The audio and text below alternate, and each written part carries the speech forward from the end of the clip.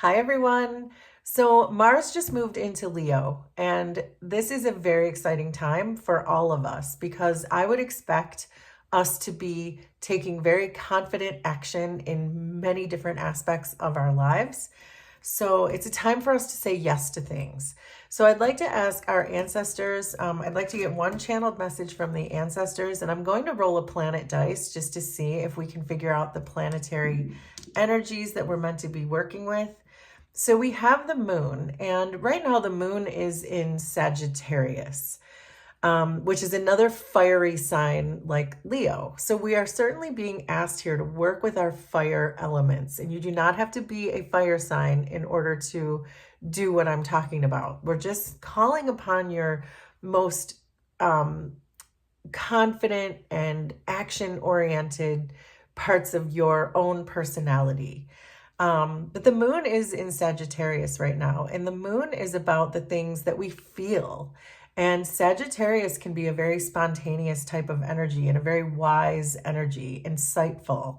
So it's really, I think so far what I'm getting with the moon is it's saying to really act on those spontaneous feelings that you have and do it confidently, the way a Sagittarius would, the way a Leo would, just to really confidently take action towards whatever is coming through.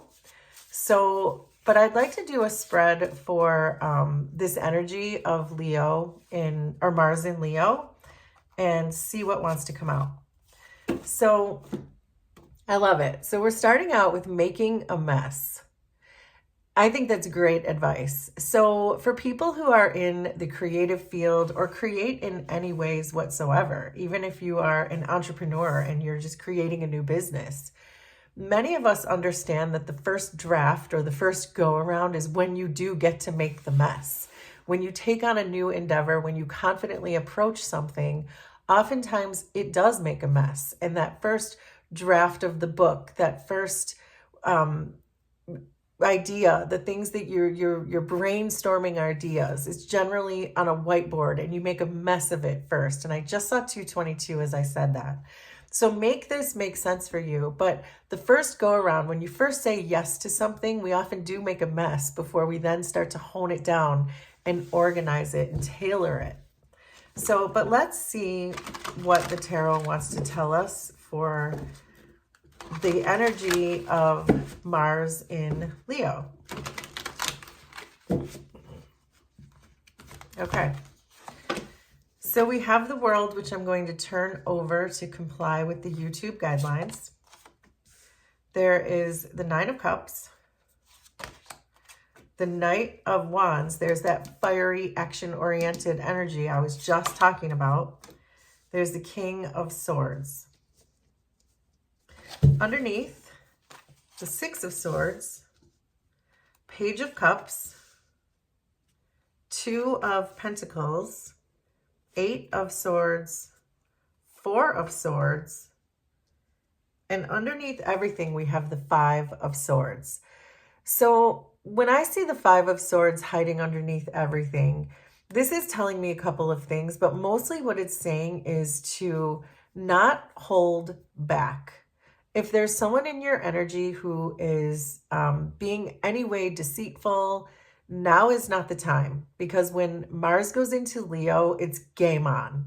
So what this is telling me is if there is something deceitful going on in your life and you are aware of it, if you suspect that someone is not really being above board about something or is not playing fair, it's time to speak up for yourself. It's time to confidently channel your inner Leo, regardless of what sign you are, and really stand up for yourself and blurt out what it is that you need to say or what needs to be said in a situation where when Mars was just coming out of Cancer, we're less likely to engage in our confidence. We're more likely to just allow the chaos to go on around us because Mars did not like being in Cancer. Mars loves being in Leo. That's the comfort zone of Mars. And so it is a time to speak up confidently. And I just saw 444 as I said that. But let's see what else is happening here with the cards. So we started out with making a mess. We've got the moon in Sagittarius, and then we have the Six of Swords. So this does feel like the Six of Swords is a card of escape. And it is the next card after the Five of Swords. So in sequential order, we would expect to see 5 and then 6. So you are escaping something. You're probably escaping whatever this situation was, that someone who was not really being clear, maybe playing mind games, being deceitful, keeping secrets, make it make sense for you. But whatever mess that was that you are engaging in right now, you're being asked to escape it. And this is really saying, especially with the Four of Swords here at the end, which we'll get to, but this is really saying to take some time off of this, take some time out of whatever this mess is, whatever this conflict was, and to really spend some time on your own, spend some time in solitude, just get away from it. So for example, if this is a work situation, it's just take the day off, disengage from this. If this is a personal situation that you're dealing with, just go spend some time alone and not interact in whatever this is that's going on here. You're being asked to focus on closing a cycle. So what that means is you're being asked to put a permanent end to this. Right now, you're being asked, at the moment, you're being asked to just go take the day off. But ultimately, what's happening here is you're being asked to focus on finding a long-term plan, finding an escape route from whatever this is. And so, and I think with the Page of Cups here too, it feels like there is someone here who is in your environment, but this is giving me a feeling that there's hope. There's someone here who is reminding you that there's hope ahead and that you can move forward from whatever this is. If for any reason you feel trapped in this situation, there is a person around you who's going to be able to remind you that there's another way. But I think you've done whatever this is for so long. You've been in this relationship for so long. You've been at this job for so long. Make it make sense for you. That the challenge is going to be figuring out what it is you even like to do, because maybe you forgot. This Page of Cups could be someone who's going to remind you of what your inner child used to like to do. And I often will say, if you're trying to remember or you're trying to figure out who you are or what you love to do because you've been so wrapped up in someone else's agenda for so long that you've lost sight of your own passions and your own heart, to think back to when you were a child and what was that thing you loved to do when you were a child, because that's going to be a very strong clue to the thing that lights you up, the thing that makes you happy, the thing that fills your heart, fills your wishes. That's going to be a clue to that. And so I think the challenge is going to be for you to really kind of dig deep back into your inner child and figure out what that was, to really listen to your inner child. But that's not an easy thing for most of us. And so it doesn't come naturally. So it will take a little bit of a challenge for you to really connect into your heart space, find your inner child, and really listen to what they have to say. Because this is also telling me with this Two of Pentacles that there is another way. That whatever this is that you were engaged in, this was not meant for you. This was not your life's purpose. Your life's purpose is not meant to be deceitful. That there is something else. There is another way for your life's purpose, perhaps a way to make more money, to get spiritual wealth. But I think this person, whoever this is in your life, maybe someone that you knew as a child, someone who's going to help you remember what it is you loved to do. So if you get a phone call from a childhood friend or a sibling, or make it make sense to you and saying, remember when we used to XYZ, and that's going to be your clue that, oh yeah, that's the thing I used to love to do. That's the thing I should be doing. That's the thing I'm being guided to do. So be on the lookout for something like that. And as we said, with Mars and Leo, this is a time to say yes. So if you get those inklings, if you get those nudges, it's time to really go do that and go make a mess. Go make your first draft of whatever that is. So the message that's coming through here, though, supports that they're asking you to take confident action. The Knight of Wands is very active and extremely confident. There's no question how confident the Knight of Wands is. I don't think anyone would disagree with that. But the there's a fear coming through here, with this Eight of Swords, and it's an irrational feeling that's coming through, but you're stopping yourself from taking confident action because you're worried about something. So whether it's about being treated with respect when you're leaving this other place, or if you feel like you have to stay here because it's what literally puts food on your table, these types of things, the Knight of Wands is really saying that don't let this fear, the idea, your mind, your thoughts that are overwhelming you about this, don't let that deplete your Knight of Wands energy.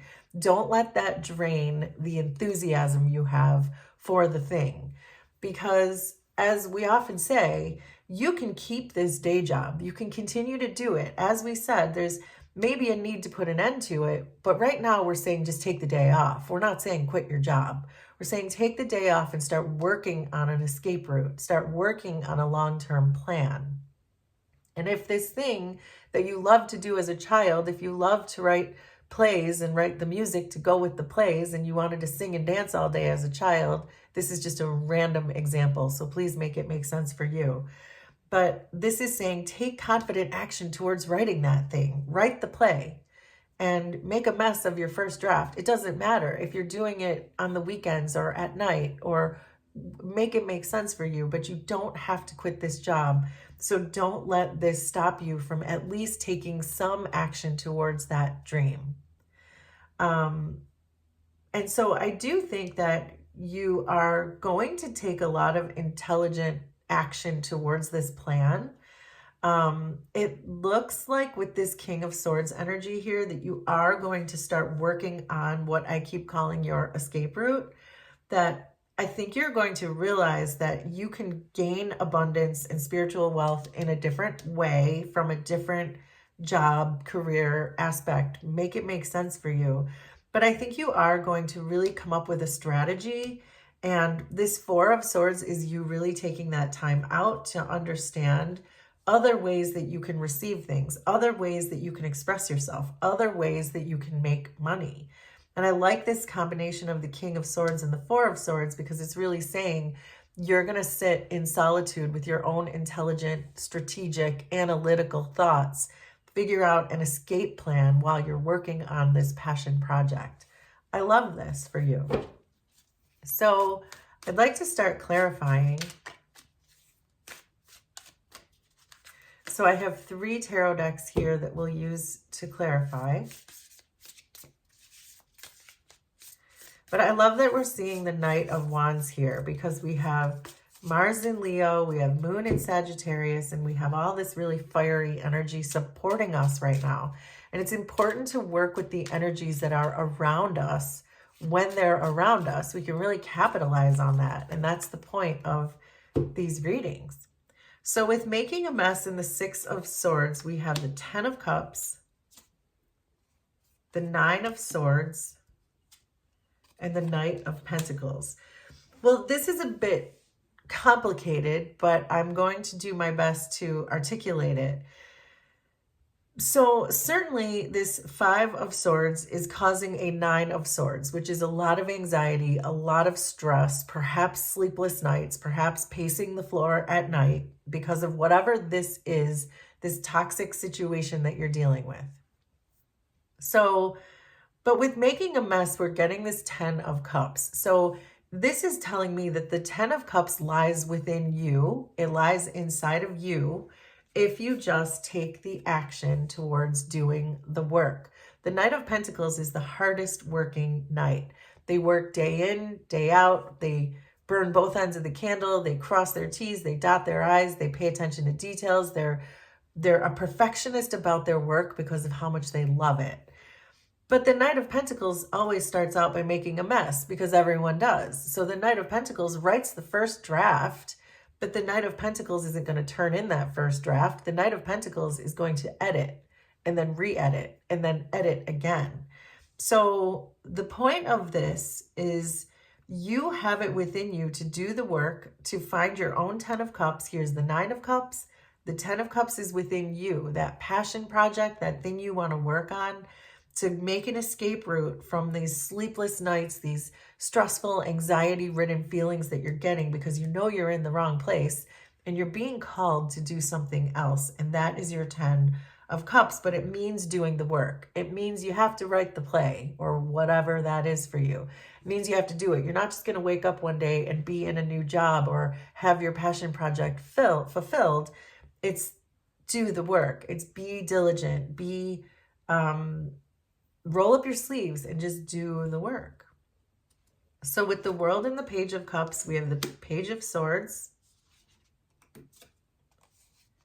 the 3 of Pentacles, and the Tower. So we're seeing these 2 pages here and the 3 of Pentacles. And so this is already a very strong combination of collaborations, people who will help you.